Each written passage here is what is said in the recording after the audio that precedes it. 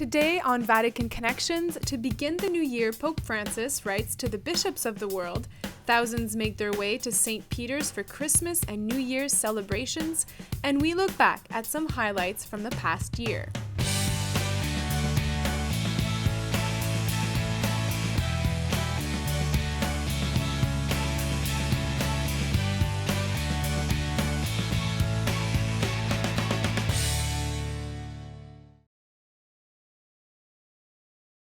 Hello and welcome to Vatican Connections. I'm Emily Callan.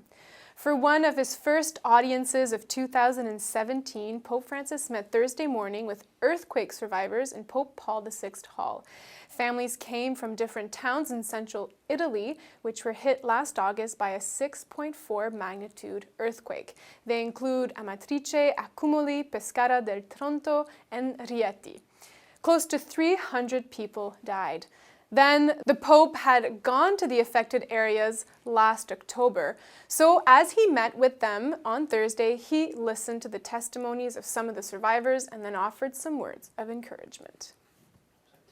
In his address to the survivors, the Holy Father spoke about rebuilding not only cities, but also hearts.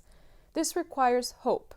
There is no place for optimism, the Pope said, because optimism is momentary. It isn't sustainable. Once he heard the testimonies of a young family from Amatrice and then of a priest from Spoleto, he told them, "I want to make your words my own because in this situation, the worst thing to do is give a sermon." He recalled how he felt when he first heard of the earthquake. He felt pain, a lot of pain, he told them. He affirmed their courage to remain in their towns when there is still so much work to do. Sometimes all that a person can offer in a time of loss is silence, caresses, the tenderness of the heart, to cry with those who are suffering. And finally, he thanked everyone who has helped in rebuilding hearts, homes, and the social fabric. On Wednesday, the Holy Father received pilgrims at the Vatican for his weekly general audience, and he continued his catechesis reflections on the theme of Christian hope, which he had begun during the season of Advent. This week, he spoke about Rachel, the wife of Jacob in the Old Testament, and recalled her inconsolable sorrow over the loss of her children. The prophet Jeremiah evokes Rachel's tears, the tears of a mother who weeps for her children and would not be consoled, to describe the sorrow of the chosen people at the time of the exile. Anyone familiar with the grief of a mother who has lost a child knows the power of this image. In response to Rachel's tears, God offers a word of consolation by promising new life in the return of the exiles.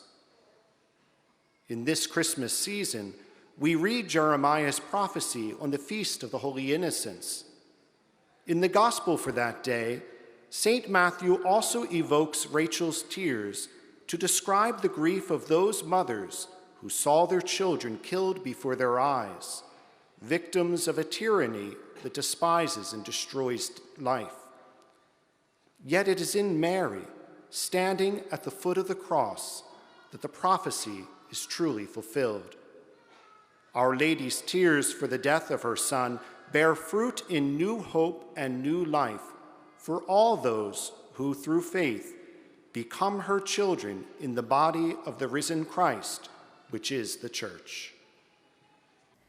After the general audience, the Pope made an appeal to prisons everywhere to be places of re-education and reintegration into society, he said, and that the conditions of life of the detainees be worthy of human persons.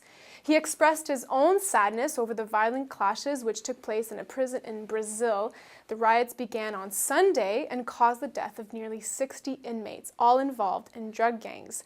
It was one of the deadliest clashes the prison had seen.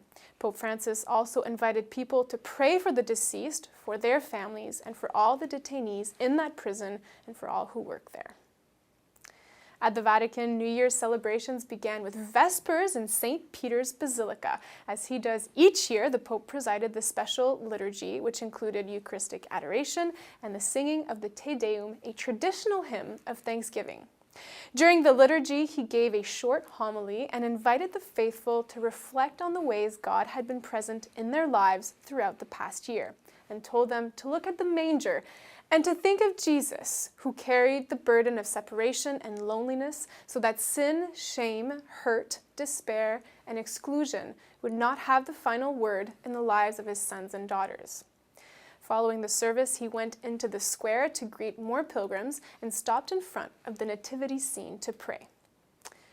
On New Year's Day, he celebrated Mass in the Basilica for the Solemnity of Mary, Mother of God, which also marks the World Day of Peace. St. Peter's Basilica was brightly decorated for the occasion, and in his homily, the Holy Father focused on the role of Mary in the life of the Church and used the image of the mother, saying that where there is a mother, there is unity, there is belonging as children. Here's a clip from the Pope's reflection from CNS. Celebrare la maternità di Maria come Madre di Dio e Madre nostra all'inizio di un nuovo anno significa ricordare una certezza che accompagnerà i nostri giorni. Siamo un popolo con una madre, non siamo orfani.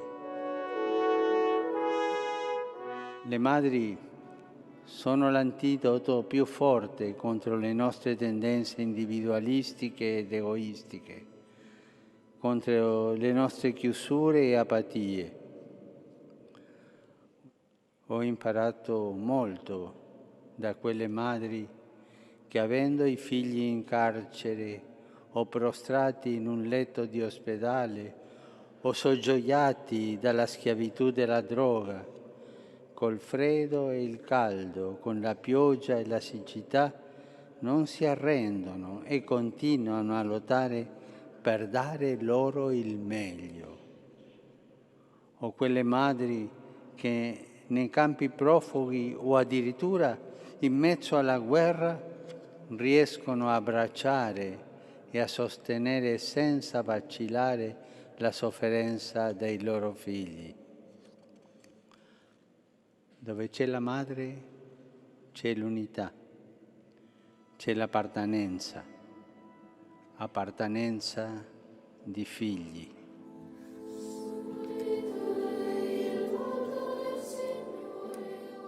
Ci degradiamo a poco, dal momento che nessuno ci appartiene e noi apparteniamo a nessuno.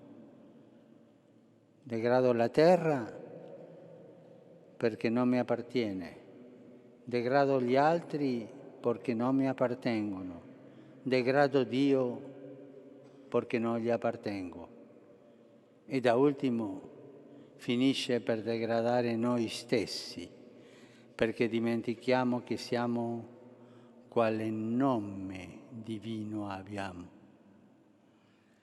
La perdita dei legami che ci uniscono, tipica della nostra cultura frammentata e divisa, fa che cresca questo senso di orfanezza e perciò di grande vuoto e solitudine. La mancanza di contatto fisico e non virtuale va cauterizzando i nostri cuori, facendo perdere ad essi la capacità della tenerezza e dello stupore, della pietà e della compassione. L'orfanezza spirituale ci fa perdere la memoria di quello che significa essere figli, essere nipoti, essere genitori, essere nonni, essere amici, essere credenti. Ci fa perdere la memoria del valore del gioco, del canto, del riso, del riposo, della gratuità.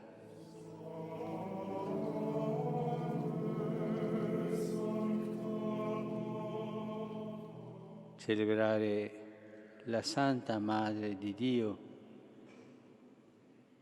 ci ricorda che abbiamo la Madre. Non siamo orfani, abbiamo una Madre. Professiamo insieme questa verità. E vi invito a salutarla in piedi, tutti insieme, dicendo,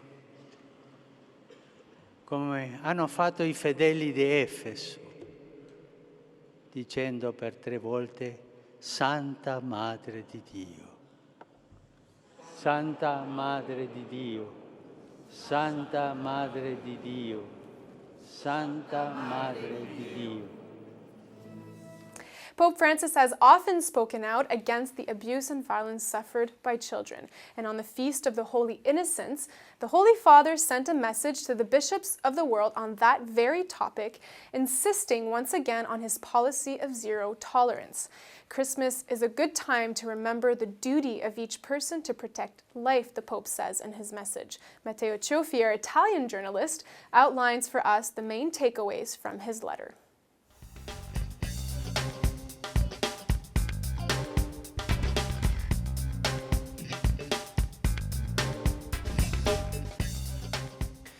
In his message, Pope Francis, mentioning the massacre of the innocents as it's told in the Gospel, he dwells on the sobbing of mothers bewailing the death of their children in the face of Herod's tyranny.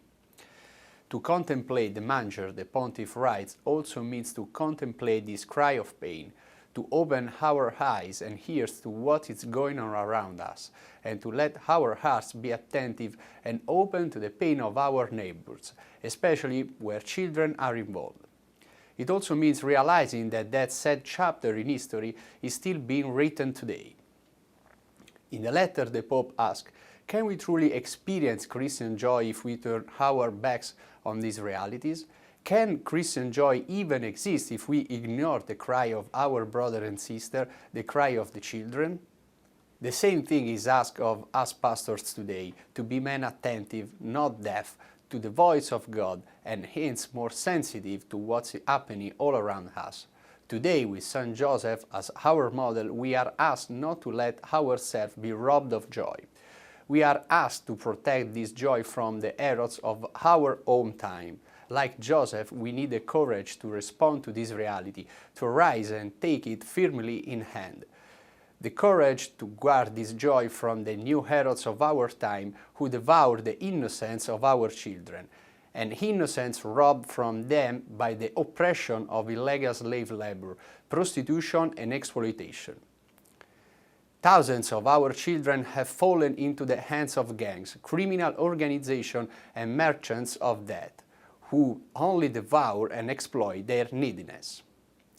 Pope Francis underlines some statistic, and he says, to illustrate this point, there are at the present 75 million children who, due to prolonged situation of emergency and crisis, have had to interrupt their education. In 2015, 68% of all persons who were victims of sexual exploitation were children. At the same time, a third of all children who have to live outside their homelands do so because forcibly displaced. We live in a world where almost half of the children who die under the age of 5 do so because of malnutrition. We hear these children and their cries of pain, the Holy Father continues in his message. We also hear the cry of the Church, our Mother, who weeps not only for the pain caused to her youngest son and daughters, but also because she recognized the sins of some of her members, the sufferings, the experiences, and the pain of minors who were abused sexually by priests. It's a sin that shames us. Persons responsible for the protection of those children destroyed their dignity. Commemorating the feast of the Holy Innocents, the Pope concludes, I would like us to renew our complete commitment to ensuring that this atrocity will no longer take place in our midst. Let us find the courage needed to take all necessary measures and to protect in every way the lives of our children, so that such crimes may never be repeated. In this area, let us adhere clearly and faithfully to zero tolerance.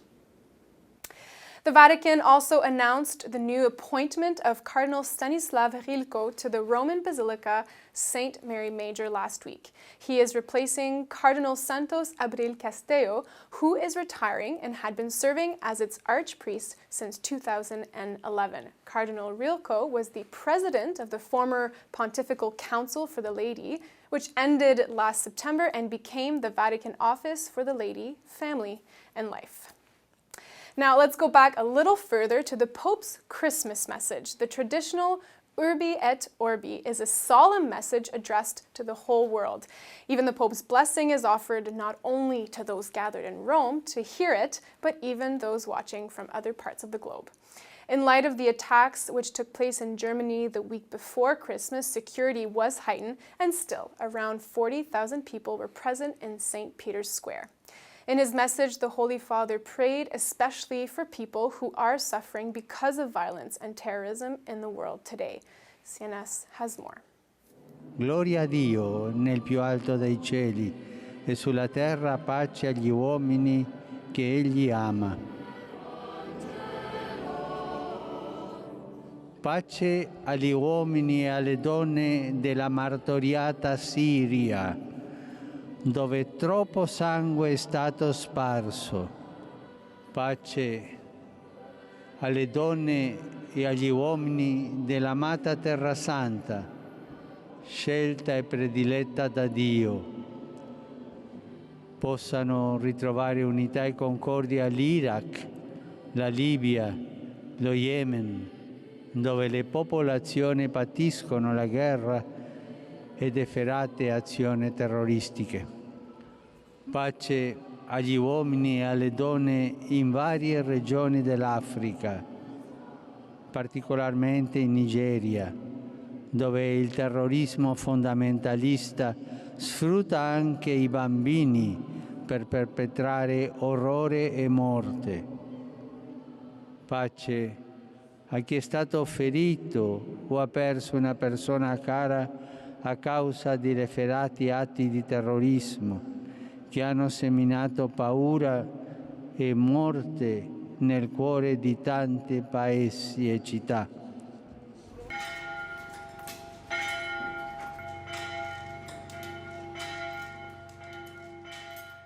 Ieri, giorno di Natale, i cristiani perseguitati nell'Iraq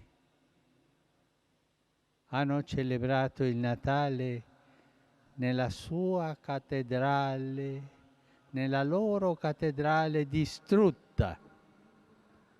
È un esempio di fedeltà al Vangelo. Quanti nostri fratelli e sorelle nella fede subiscono soprusi, violenze e sono odiati a causa di Gesù. Io vi dico una cosa, i martiri di oggi sono in numero maggiore rispetto a quelli dei primi secoli. La gioia del Natale riempie anche oggi i nostri cuori, mentre la liturgia ci fa celebrare il martirio di Santo Stefano, il primo martire, invitandoci a raccogliere la testimonianza che con il suo sacrificio Egli ci ha lasciato.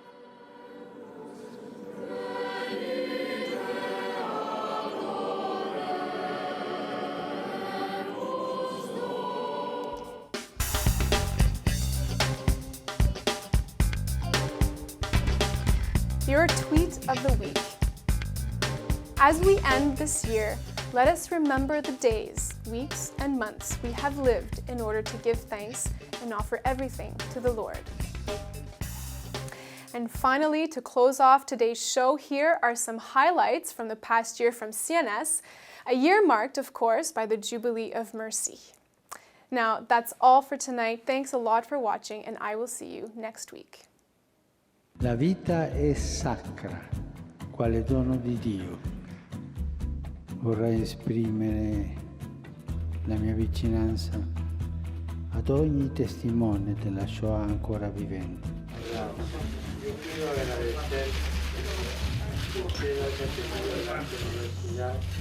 Con i nostri fratelli e sorelle che sono perseguitati per la fede e per la loro fedeltà al nome di Cristo, e dinanzi al male che sembra avere la meglio nella vita di tante persone, riascoltiamo la consolante parola del Signore.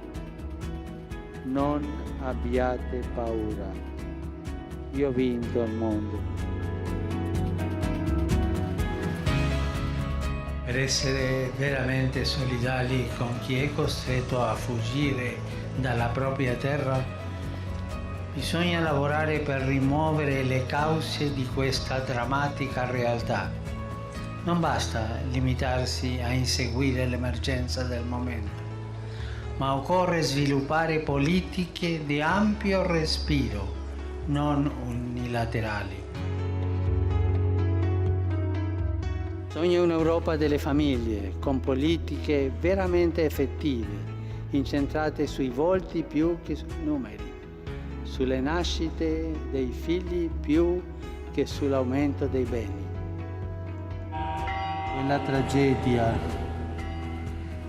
quel genocidio, inaugurò purtroppo il triste elenco delle immani catastrofi del secolo scorso, rese possibili da aberranti motivazioni razziali, ideologiche o religiose che ottenebrano la mente dei carnefici fino al punto di prefiggere l'intento di annientare interi popoli.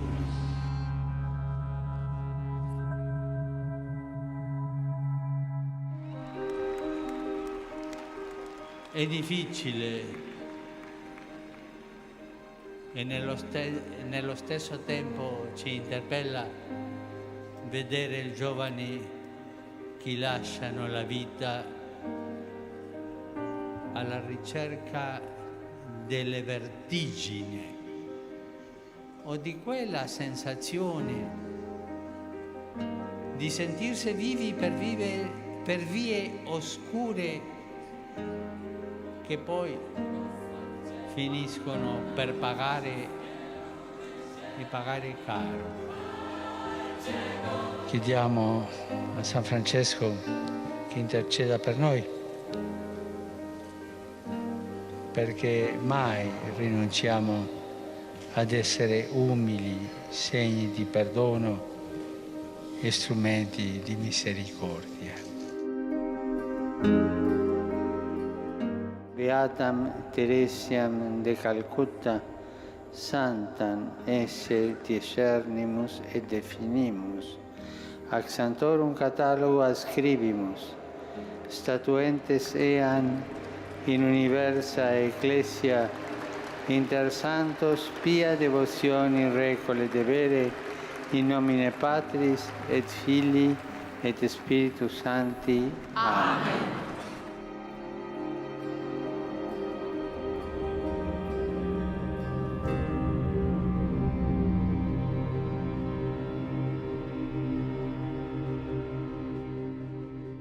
Come Dio crede in noi stessi, infinitamente al di là dei nostri meriti, così anche noi siamo chiamati a diffondere speranza e a dare opportunità agli altri.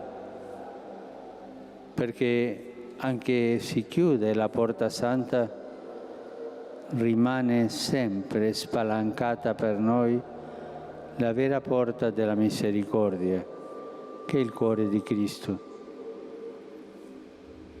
L'assenza di reazione è segno di morte, quindi le resistenze buone e perfino quelle meno buone sono necessarie e meritano di essere ascoltate, accolte e incoraggiate a esprimersi, perché è un segno che il corpo è vivo.